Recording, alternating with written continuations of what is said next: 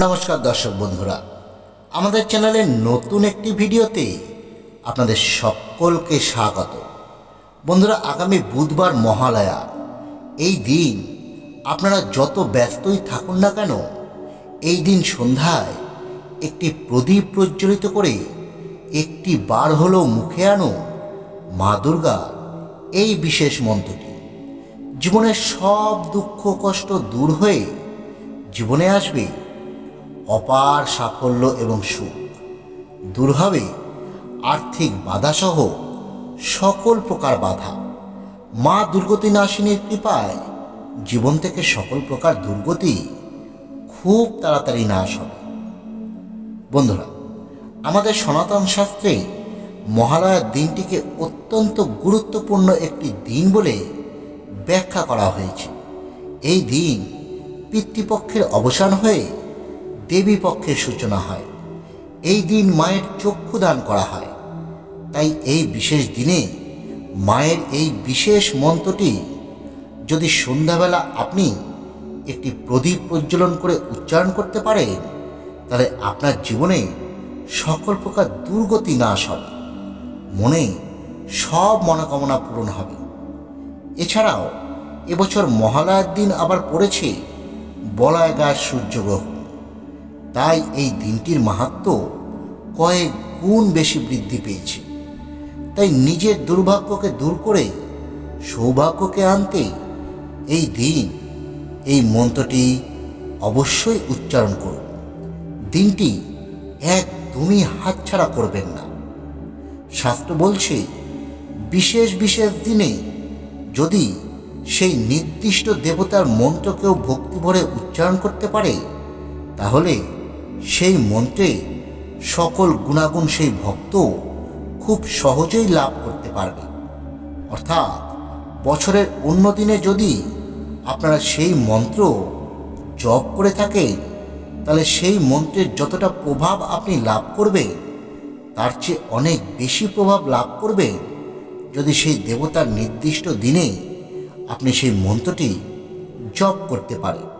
এই মহালয়ার দিন যেহেতু পিতৃপক্ষের অবসান হয়ে দেবীপক্ষের সূচনা হয়, তাই এই দিন দেবী শক্তির এই বিশেষ মন্ত্রটি উচ্চারণ করলে মন্ত্রটি থেকে আপনি সর্বোচ্চ ফল লাভ করতে পারবেন।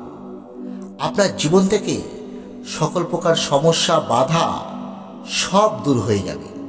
আপনার সংসারে রোগ ব্যাধি দূর হবে এবং আপনার পরিবার থেকে সকল প্রকার নেতিবাচক শক্তি দূর হয়ে যাবে। সঙ্গে আপনার মনে যদি দীর্ঘদিনের কোনো মনোকামনা থাকে, তাহলে সেই মনোকামনাও খুব তাড়াতাড়ি পূরণ হবে।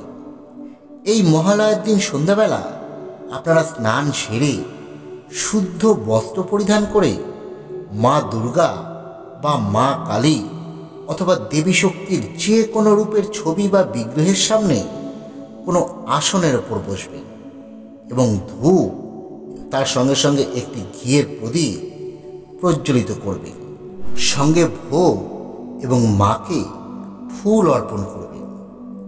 তারপরে প্রথমে ভগবান শিব এবং মা দুর্গাকে ভক্তি ভরে প্রণাম করে আপনার যদি কোনো মনস্কামনা থাকে, সেই মনস্কামনার কথা মাকে জানাবেন এবং তারপর এই মন্ত্রটি 3 বার উচ্চারণ করবেন।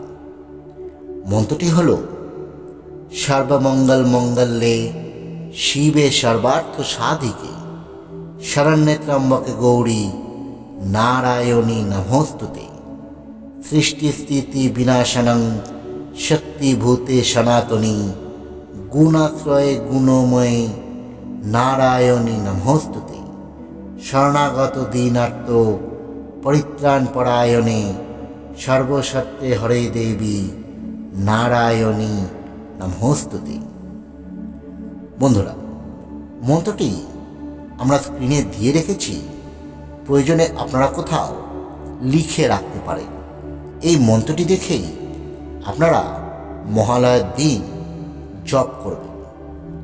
মন্ত্রটি মহালয়ার দিন থেকে শুরু করে আপনি যদি দেবীপক্ষ চলাকালীন প্রত্যহ সন্ধ্যায় এই নিয়মে মাত্র 3 বার করে উচ্চারণ করতে পারে, তাহলে আপনার পক্ষে অত্যন্ত মঙ্গল। আপনারা প্রত্যহ এই মন্ত্রটি জপ করলে যদি সম্ভব হয় প্রত্যহ একটি মাটির প্রদীপ ব্যবহার করবেন এবং অবশ্যই ঘিয়ের প্রদীপ ব্যবহার করবেন।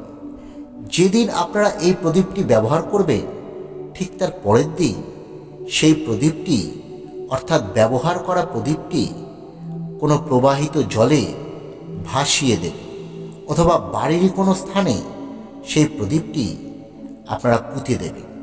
আর আপনারা যদি আপনাদের বাড়ি স্টিলের বা পেতলের প্রদীপে এই মন্ত্রটি জপ করবার সময় সেই প্রদীপটি জ্বালাতে চান তাহলে প্রত্যহ অবশ্যই কিন্তু সেই প্রদীপের সলতেটি বদলাতে একদমই ভুলবেন না।